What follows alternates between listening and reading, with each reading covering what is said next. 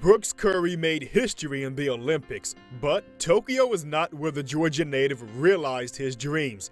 The sophomore swimmer had his Kodak moment in Omaha, where he qualified for the Summer Games, and his coaches were overcome with emotions. When he made the team, I cried.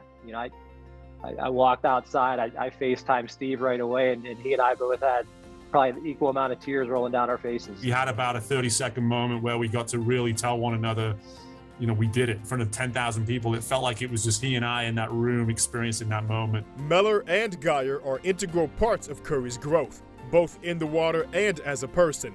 The 20-year-old record setter needed time to mature into the athlete he has become. His freshman year, he'd oversleep and miss some practices. We gave him the rope of just knowing that's where he was still developmentally. I think this past year he missed once, and he came in and had that oh crap look on his face, and I sort of shrugged and I just pointed back to the door, and he just stick his tail between his legs and walk out of the pool. I didn't let him train that day. LSU's discipline paid off.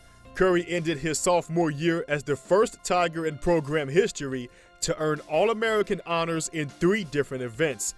And when the Olympic qualifiers were closing in, Curry improved drastically. I've been around world-class swimming for probably 15 years now, and he was doing 1 or 2 things where I would just sort of look at the stopwatch and look at him and look back at the stopwatch and be like, okay, that's real. This is happening. And what happened became LSU history. Curry is ahead of his schedule with his own personal goals.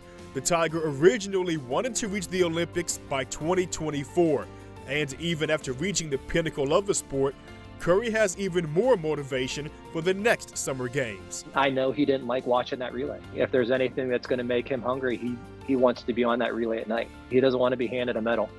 He wants it put around his neck on the podium. For your Go Nation, I'm Jared Joseph.